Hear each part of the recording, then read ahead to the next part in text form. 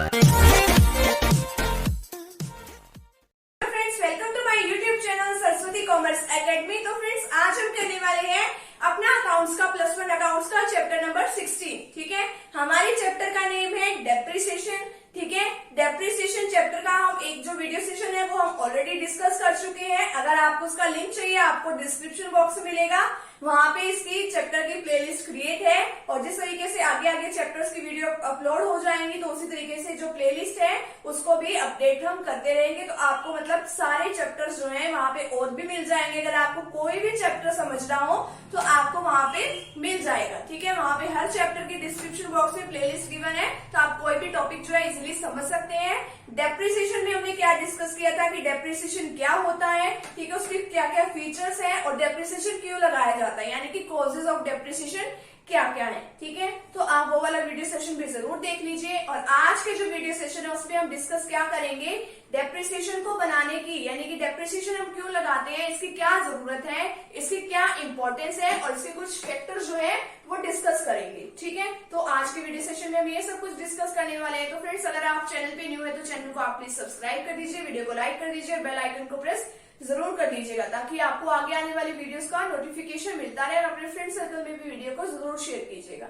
और इसका जो नेक्स्ट वीडियो सेशन है वो हम करने वाले हैं कि इसके मेथड्स क्या क्या है डेप्रिसिएशन की। ठीक है, straight line method and return down value method, ये जो है हम अपने नेक्स्ट वीडियो सेशन में डिस्कस करेंगे। आप वो वाला वीडियो सेशन भी जरूर देखिएगा। तो चलिए अब स्टार्ट करते हैं। नीड, इंपॉर्टेंस या फिर ऑब्जेक्ट कहें हम, यानी कि डेप्रिसिएशन क्यों लगाते हैं। ठीक है, तो सबसे पहले तो आपको डेप्रिसिएशन का अगर मीनिंग नहीं पता तो मैं बता देती हूँ। डेप्रिसिएशन में क्या होता है कि जो भी हमारी असेट्स होती है तो यानी कि किसी भी रीजन से उसकी वैल्यू क्या हो जाती है, कम हो जाती है, redemption in the value of assets. ठीक है, उसी को ही हम क्या बोलते हैं, डेप्रिसिएशन बोलते हैं। अब इसमें फर्स्ट पॉइंट देखिए कि इसकी क्या जरूरत है। For ascertaining the true profit और लॉस, सही प्रॉफिट और लॉस निकालने के लिए हम डेप्रिसिएशन चार्ज करते हैं। ठीक है, अब सही प्रॉफिट और लॉस कैसे निकलेगा, प्रॉफिट और लॉस हमें पता कहां से चलता है, net profit and net loss. हम बनाते हैं प्रॉफिट एंड लॉस अकाउंट। क्या बनाते हैं, प्रॉफिट एंड लॉस अकाउंट। ठीक है, तो हम क्या करते हैं, अब देखो हमें कहीं से भी कोई भी रिवेन्यू मिलती है। रिवेन्यू का मतलब है अगर हम कहीं से भी कोई इनकम अर्न करते हैं, मान लो हमने किसी भी चीज को, किसी भी आइटम्स को या किसी भी गुड्स को सेल करके, ठीक है, हमारे पास रिवेन्यू आ गई। ठीक है, अब देखो रिवेन्यू तो आ गई बट हमने ये थोड़ी है कि हम जो सामान हमने सेल किया वो हमारे पास फ्री में ही आया है, फ्री में तो नहीं आया ना वो, उसके लिए भी हमने कुछ खर्चा किया होगा। खर्चा कैसे, हमने उस सामान को बनाया होगा या कहीं दूसरे से परचेज किया होगा। ठीक है, तो उससे रिलेटेड भी कुछ खर्चा हुआ है ना।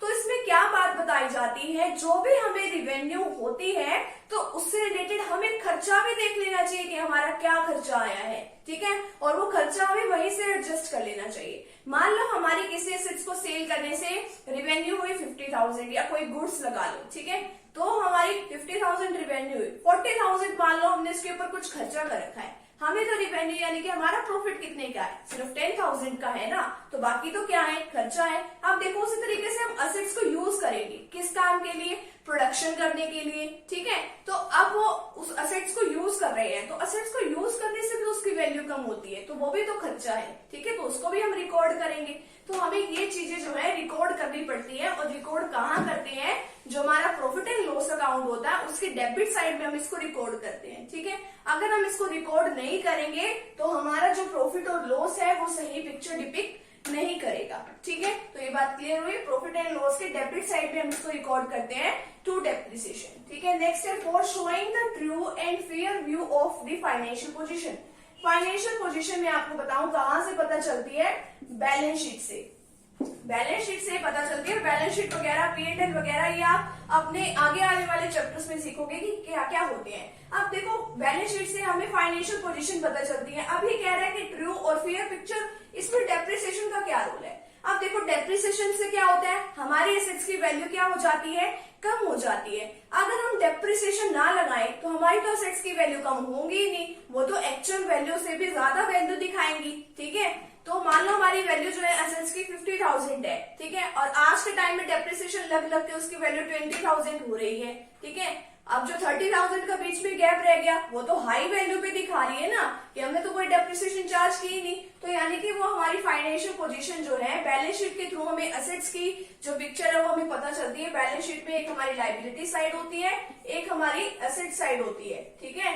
तो अब देखो इसमें हम अगर रिकॉर्ड ही नहीं करेंगे तो हमें पता कैसे चलेगा कि यहाँ पे डेप्रिसिएशन भी लगी है। मान लो फर्नीचर के ऊपर डेप्रिसिएशन लगता है, ठीक है, तो फर्नीचर के ऊपर मान लो 5,000 रुपीज का हमारा फर्नीचर है, तो उसके ऊपर मान लो 50 रुपीज जो है या 500 रुपीज जो है डेप्रिसिएशन लग गई, तो असेट्स में उसको लेस करके भी दिखाया जाता है, ठीक है। तो अगर ये नहीं दिखाएंगे तो हमारी ट्रू पिक्चर वो डिपिक्ट नहीं करेगा। नेक्स्ट है to ascertain the accurate cost of production. Cost of production का क्या मतलब होता है कि कोई भी प्रोडक्ट बनाया है तो उसका एक प्रोडक्ट को बनाने का या जितने भी हमने गुड्स बनाई है तो उसके ऊपर कितना खर्चा आया है, तो हमें पता होना चाहिए ना। अब देखो असेट्स वगैरह भी अब हम यूज करते हैं, ठीक है, तो हमें डेप्रिसिएशन भी क्या कर लेनी चाहिए, साथ साथ में चार्ज कर लेनी चाहिए, ठीक है। अब देखो जैसे ही हम डेप्रिसिएशन चार्ज करेंगे तो हमें चार्ज करने से क्या पता चलेगा कि हमने डेप्रिसिएशन को चार्ज किया है, तो हमारी जो यानी कि कॉस्ट ऑफ प्रोडक्शन है वो भी बढ़ जाएंगी। अगर हम उसको चार्ज नहीं करेंगे तो कई बार जो है हम असेट्स को या कोई भी आइटम है जिसको हमें सेल करना है उसको हम कम वैल्यू पर भी सेल कर देते हैं। अब हमने उसको कम वैल्यू पे सेल कर दिया तो उस वजह से हमारे प्रॉफिट्स भी कम हो जाते हैं, तो इसीलिए हमें क्या करना चाहिए, तो सब कुछ डेप्रिसिएशन वगैरह देख के एडजस्ट कर लेना चाहिए। नेक्स्ट है to provide funds for replacement of assets. अब आपको पता है डेप्रिसिएशन लगता है, डेप्रिसिएशन के लिए आप क्या बनाते हो, प्रोविजन बनाते हो। अगर आप इसके लिए डेप्रिसिएशन लगाओगे फिर आप उसके लिए प्रोविजन बनाओगे तो कभी ना कभी वो असेट्स पुरानी होगी और आपको जो है असेट्स को नया भी लेके आना है, तो कम से कम आपके पास अगर प्रोविजन होंगे तो आप उसको यूज तो कर लोगे। तो अगर आप उसको यूज कर लोगे तो आपको मतलब कि जो नई एसेट्स है वो आप अपने बिजनेस के अंदर लेके आ सकते हो, मतलब कि आपके पुरानी एसेट्स के बजाय आप नई एसेट्स को बिजनेस में ला सकते हो। तो डेप्रिसिएशन आपको साथ में चार्ज कर लेना चाहिए। नेक्स्ट है for avoiding over payment of income tax, यानी कि हमें ज्यादा पेमेंट नहीं करनी पड़ती इनकम टैक्स की। क्यों, डेप्रिसिएशन लगने से इसका क्या लेना देना है इनकम टैक्स का। देखो कि अगर हम डेप्रिसिएशन लगाते जाएंगे, ठीक है, तो हमारे जो प्रॉफिट्स है वो कम हो जाएंगे, ठीक है, हो जाएंगे ना, क्योंकि हम अपने प्रॉफिट्स में से थोड़ा सा पार्ट उठा के किसके लिए रख लेंगे, डेप्रिसिएशन के लिए रख लेंगे। तो अब हमारे जो प्रॉफिट्स है वो हमारे एक्चुअल प्रॉफिट जो है वो कम हो जाएंगे ना। प्रॉफिट्स अगर प्रॉफिट्स कम होंगे तो कम प्रॉफिट के ऊपर कम इनकम टैक्स लगेगा, तो हम ज्यादा इनकम टैक्स पे करने से भी बच जाते हैं। नेक्स्ट और लास्ट पॉइंट है हमारा अदर एक्सपेंसेस। अदर एक्सपेंसेस का क्या मतलब होता है, अगर हम डेप्रिसिएशन चार्ज करते रहते हैं तो डेप्रिसिएशन चार्ज करने से क्या है, हमारे जो प्रॉफिट्स होते हैं वो कम हो जाते हैं, ठीक है। अगर देखो हमारे प्रॉफिट्स कम होंगे तो हमारे जो वर्कर्स हैं वो भी ज्यादा सैलरी की डिमांड नहीं करेंगे, उनको भी ये नहीं होगा कि हमें ज्यादा बोनस दे दो, तो हम इन सारे भी बेनिफिट्स जो है अचीव कर सकते हैं।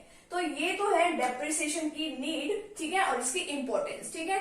अब देखिए इसमें क्या क्या फैक्टर्स बताए गए हैं, factor determining the amount of depreciation, कि क्या क्या इसके फैक्टर्स हैं। अब देखिए सबसे पहले तो डेप्रिसिएशन को निकालते हैं आपको इसके total cost of the assets, यानी कि आपको असेट्स की टोटल कॉस्ट का भी पता होना चाहिए कि कितने की आपकी टोटल कॉस्ट है। अब यहाँ से देख लीजिए ये हाफ एग्जाम्पल, तो आपको इतना पता होना चाहिए, आपके भी आगे भी काम आएगा। मान लो आपने मशीनरी परचेज करी है 60,000 की, ठीक है, आपको मशीनरी लाने में भी आपने फ्रेट दिया है 4,000 का, इंस्टॉलेशन एक्सपेंसेस यानी कि उसको लगाने में सेटअप करने में कितना खर्चा कर दिया 1,000 का, तो टोटल कितना हुआ आपका 65,000 हुआ। तो यानी कि आपको सारे खर्चे जोड़ लेने चाहिए, ठीक है, कि जब आप डेप्रिसिएशन चार्ज करोगे तो देखो यहाँ पे डेप्रिसिएशन चार्ज करने का बहुत बड़ा तरीका, तो इसमें आपको क्या करना है, ये सारे के सारे जो एक्सपेंसेस है वो आपको टोटल कर लेने हैं, सारी कॉस्ट पता होनी चाहिए। नेक्स्ट आपके में दे रखा है estimated useful life of assets. तो सबसे पहले तो कि यूजफुल लाइफ देख लेनी चाहिए कि असेट्स जो है कितने साल चलने वाली है। सपोज करो हमने कोई एसेट्स परचेज करे और वो एसेट्स चल जाएगी मान लो 25 ईयर्स तक, ठीक है, बट देखो आपने कॉजेस में पढ़ा था कि ऑब्सोलेंस होता है। ऑब्सोलेंस का मतलब टेक्निक नहीं आ जाने की वजह से हम क्या करते हैं, वो जो मशीन हम लेके आए हैं वो ओनली 15 ईयर्स तक ही चलेगी, तो उसका लाइफ टाइम कितना हुआ, तो यानी कि वो मशीन कितने साल तक हम यूज करेंगे उसको, ओनली 15 ईयर्स तक। तो ये हमें इस तरीके से यूजफुल लाइफ जो है देख लेनी चाहिए। नेक्स्ट है estimated scrap value. Scrap value का भी एस्टिमेट लगा लेना चाहिए। देखिए हमारी वैल्यू जो है असेट्स की कम हो जाती है, होती रहती है। एक टाइम ऐसा आता है हम असेट्स को यूज करना छोड़ देते हैं, ठीक है। अब यूज करना छोड़ दिया, अब वो बिल्कुल बेकार हो गई, तो हम क्या करेंगे उसको स्क्रैप में। स्क्रैप का मतलब होता है कि एज अ रद्दी में हम कोई सामान बेच देते हैं, ठीक है। तो वो होती है हमारी स्क्रैप वैल्यू, ठीक है। तो स्क्रैप वैल्यू है ये हमारी, तो उसका भी एस्टिमेट लगा लेना चाहिए। तो उससे क्या है, जो हमारी कॉस्ट आती है, तो उससे जो स्क्रैप वैल्यू है, अब वो हमें पैसे मिलेंगे ना उसके। अगर हमने कोई भी सामान जो है ऐसे हमने कबाड़ में बेच दिया है, तो हमें उसके पैसे मिलेंगे, स्क्रैप वैल्यू होगी, तो हमारी जो वैल्यू है एसेट्स की वो थोड़ी कम हो जाएगी। अब देखिए मशीनरी कितने में परचेज करी है, 60,000 में। फ्रेट कितना दिया है, 4,000। इंस्टॉलेशन एक्सपेंसेस कितने दिए हैं, 1,000। तो टोटल कितनी हो गई, ये 65,000 हो गए। अब देखो आपने ये एस्टिमेट किया कि स्क्रैप वैल्यू कितनी है, आपने उसको सेल कर दिया। जितने साल आपने मशीन यूज करनी थी कर ली, फिर उसके बाद आपने सेल कर दिया, मान लो वो 8,000 पे। तो अब यानी कि खर्चा कितना हुआ, सारा कुछ मिला के वो आपका बना है 57,000। ये आप कॉस्ट लगा लो या कुछ भी लगा लो, ठीक है। और आपने सपोज किया, जैसे आपने यहाँ पे देखा ना कि आपकी 15 ईयर्स तक की मशीन चलेगी, तो यहाँ पे आपके इस क्वेश्चन में गिवन है कि लाइफ स्पैन कितना है इस मशीन का, 10 ईयर्स का। अब देखो आप कितनी डेप्रिसिएशन हर साल चार्ज करोगे। 57,000 को आपने ऊपर लिखना है, नीचे लिखना है कि कितने टाइम पीरियड तक ये मशीन जो है चलेगी, 10 ईयर्स। तो इसको डिवाइड कर दो आपस में, तो ये कितना आ जाएगा, 5,700 पर ईयर हम क्या लगाएंगे, डेप्रिसिएशन लगाएंगे, ठीक है। तो आज के वीडियो सेशन में हमने क्या क्या सीखा है, ये सीखा है हमने इसकी नीड क्या है, डेप्रिसिएशन की इंपॉर्टेंस क्या है और इसके ऑब्जेक्ट्स क्या है, और हमने इसमें यहाँ पे सीखा है कि इसके फैक्टर्स क्या क्या है। नेक्स्ट वीडियो सेशन में हम इसके मेथड्स को डिस्कस करेंगे, तो आप वो भी वीडियो सेशन जरूर देखिएगा। तो मिलते हैं फ्रेंड्स नेक्स्ट टॉपिक के साथ, नेक्स्ट वीडियो के साथ। Thank you very much.